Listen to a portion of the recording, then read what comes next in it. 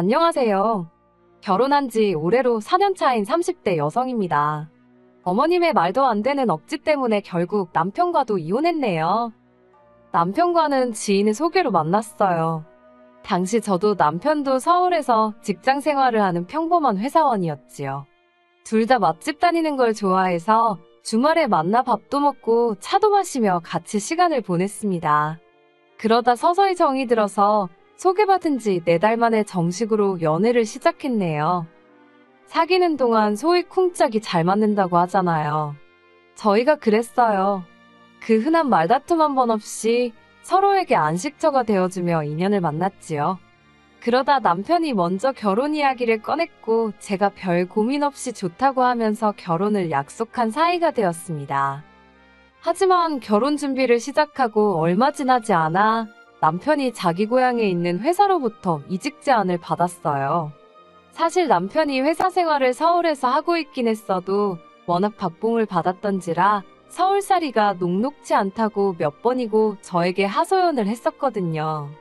그렇기에 고향으로부터 온 이직 제안을 놓치고 싶지 않은 눈치대요.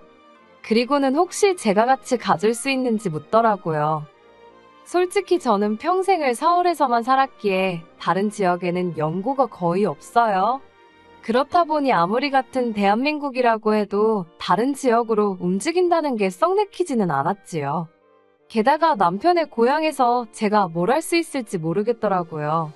제 직업적 특성상 지방으로 갈수록 일자리가 소멸된다고 봐도 무방했으니까요. 그래서 결국 같이 못 갈 것 같다고 했어요. 그리고는 제 속마음을 솔직히 털어놓았네요. 그런데 남편이 말하기를 일은 안 해도 좋답니다. 저만 괜찮다면 전업주부로 살아도 된다며 자기가 평생 저를 책임지고 먹여 살리겠다고요. 워낙 남에게 신세지는 걸 좋아하지 않는 성격이라 남편의 그런 제안이 고맙기는 했지만 내키지는 않았어요. 사실 사람 마음이란 게 언제 어떻게 변할지 모르잖아요. 하지만 남편은 끝없이 저를 설득했고 결국 저는 남편의 고향으로 따라가기로 했습니다. 어찌나 매달리던지 한번 믿어보자 싶었던 거지요. 게다가 정말 운 좋게도 대학 선배의 도움으로 그 지역 안에서 일자리도 구하게 되었네요. 연봉도 서울 직장에 비교해도 크게 차이 나지 않았고요. 하지만 그렇게 남편의 고향으로 내려간 지 1년도 되지 않았을 무렵이었습니다. 남편이 이직한 회사 대표가 불미스러운 사건에 연루되면서 회사 급여가 밀리기 시작했다고요. 처음엔 남편이 급여를 제때 받지 못하고 있다는 사실도 저는 몰랐어요. 저희는 남편이 경제권을 가지고 있었으니까요. 제가 그 사실을 알게 된 건 다른 사람도 아닌 어머님을 통해서였습니다. 남편은 약속이 있다며 주말 아침부터 외출을 한 상황이었는데 어머님한테 전화가 왔어요. 어머님이 지금 이게 다 무슨 상황이냐며 저더러 빨리 시댁으로 오라고 하시대요. 전화기 너머로 들려오는 어머님 목소리가 찬바람이 쌩쌩 부는 것처럼 어찌나 냉랭하던지 모르긴 몰라도 큰일이 터졌구나 싶어서 바로 시댁으로 향했습니다. 참고로 시댁과 저희 집은 걸어서 15분이면 도착할 수 있을 만큼 가까웠어요. 시댁으로 향하는 내내 남편에게 계속 전화를 했지만 어쩐 일인지 통받지 않더라고요. 그리고 그 이유를 알게 되는 데는 오래 걸리지 않았습니다. 어머님이 현관을 열어주셨는데 어머님 등 뒤로 아버님 앞에 무릎 꿇고 앉아있는 남편이 보였으니까요. 친구를 만나러 간다는 사람이 시댁에서 저러고 있으니 황당하기도 하고 한편으론 남편이 도대체 뭘 얼마나 잘못했길래 30도 넘은 아들을 저렇게 꿇어앉혀 두셨나 싶대요. 그런데 어머님이 저더러 너는 왜 그러고 있냐며 너도 빨리 남편 옆에 가서 꿇어앉으라는 겁니다. 그리고 곧이어 어머님께서는 남편이 어쩌다 카드값을 연체하게 된 거냐며 저를 추궁하셨습니다. 하지만 상황이 어떻게 돌아가는지 전혀 몰랐던 저는 어머님께 그게 무슨 말씀이시냐고 오히려 되물었지요. 그러자 어머님께서는 이것 보라고 여자가 돼서는 얼마나 살림에 관심이 없으면 자기 남편 카드값이 연체되는 것도 모르냐입니다. 제가 깜짝 놀라서 남편을 쳐다보곤 정말이냐고 물었어요. 그러자 남편이 말없이 고개만 끄덕거리더라고요. 그래서 어쩌다가 그랬냐니까 급여가 6개월째 미지급되고 있다고요. 제가 진작에 말하지 그랬냐고 남편에게 말하는데 앞에서 보고 계시던 어머님이 저더러 쇼 좀 그만하래요. 그러더니 이게 다 제가 살림을 해프게 해서 그런 거라나요. 그리고는 분수에 안 맞게 신혼여행을 하와이로 갈 때부터 알아봤답니다. 그 순간엔 솔직히 억울한 마음이 들더라고요. 저희는 따로 스튜디오 촬영을 안 하고 그 돈을 아껴서 하와이로 갔거든요. 그리고 신혼여행비는 제가 대부분 부담했어요.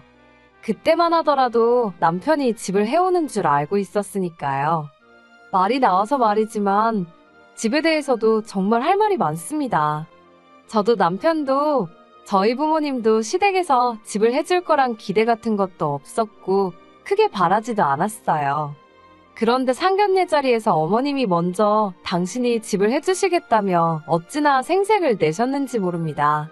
그리고 실제로 집을 해주시긴 했는데 집이라는 게 구축 빌라에 시댁에서 엎어지면 코다울거리일 줄 누가 생각이나 했겠어요? 그리고 그게 다가 아니었습니다. 어쨌든 어머님은 당신이 집을 해주셨으니 저희 쪽에서 예단이라던가 좀 제대로 해왔으면 좋겠다고 대놓고 요구를 하셨거든요. 그래서 혼수고 예단이고 이것저것 남한테 싫은 소리는 안 들을 만큼 했어요. 그런데 그 집에 대한 충격적인 사실을 알게 되었습니다. 어머님이 계속해서 이렇게 카드값이 연체된 게 저 때문이란 식으로 몰고 가니까 남편이 더는 안 되겠다 싶었는지 대뜸 큰 소리를 내더라고요. 왜 멋대로 집을 계약해서 일을 이렇게 크게 만드냐고요. 처음엔 옆에서 들으면서도 무슨 소리를 하는 건지 이해를 못했어요. 그런데 남편 하는 말이 저희가 사는 집이 남편 명의가 아니라는 거예요.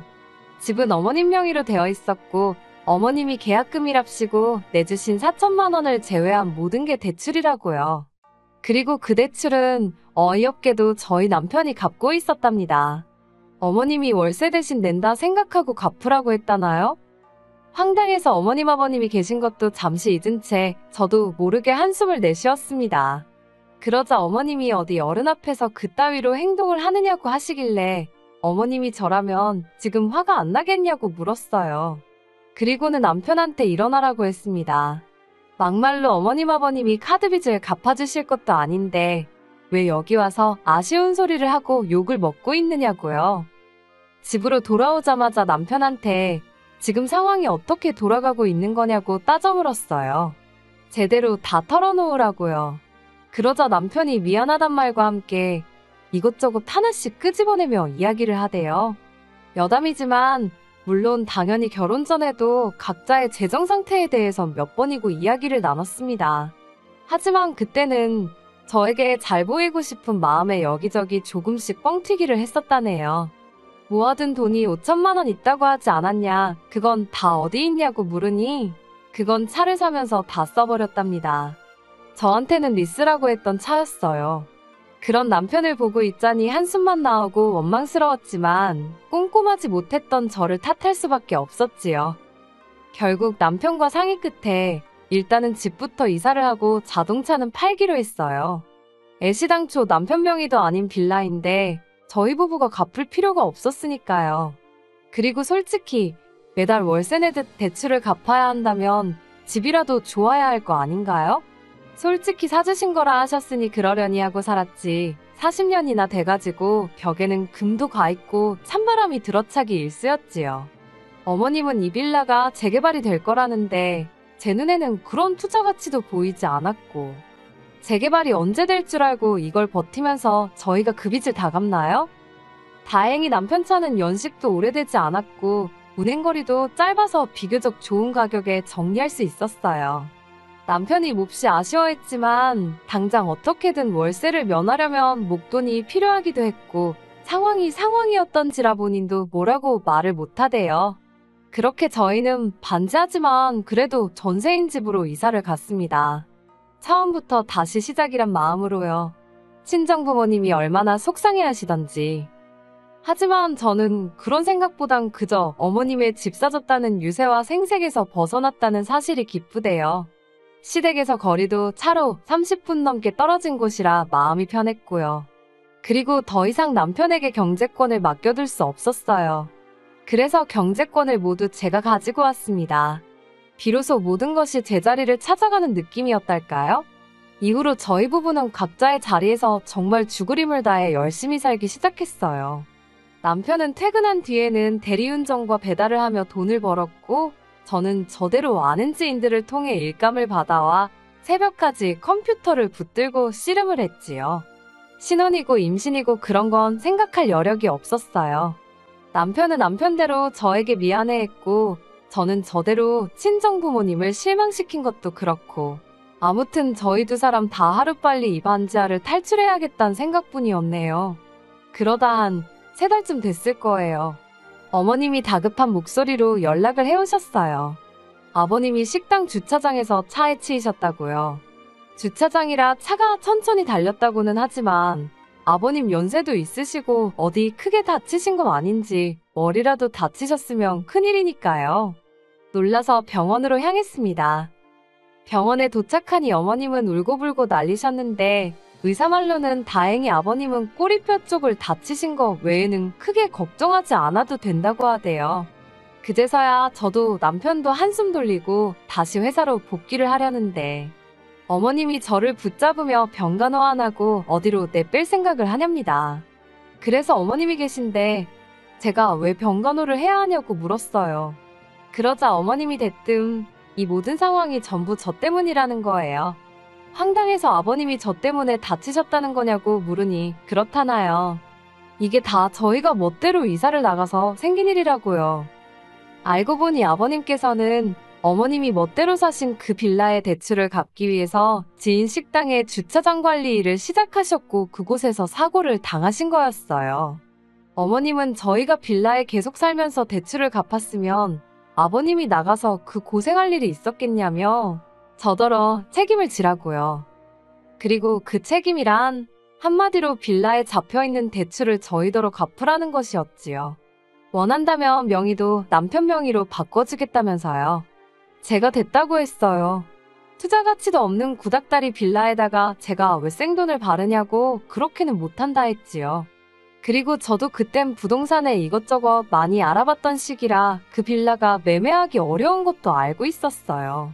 그러니 명의를 바꿔주시는 게 아니라 저희한테 떠넘기시는 거나 다름없는 이야기였던 거지요. 제가 어머님께 일단 이상한 생각하지 마시고 아버님 병간호만 열심히 하시라 했어요. 그렇게 집에 돌아왔는데 어이없고 화가 난 저와 달리 남편은 근심 걱정이 가득한 표정이었습니다. 아무래도 어쨌든 아버님이 일을 하다 다치셨으니 마음이 편치 않았던 거지요. 보기 안쓰러워 괜찮냐 물으니 남편이 저더러 그냥 빌라에 들어가서 살고 우리가 그 빚을 갚으면 안 되냐입니다. 지금처럼 서로 노력하고 살면 그 빚 우리는 금방 갚을 수 있지 않겠냐면서요.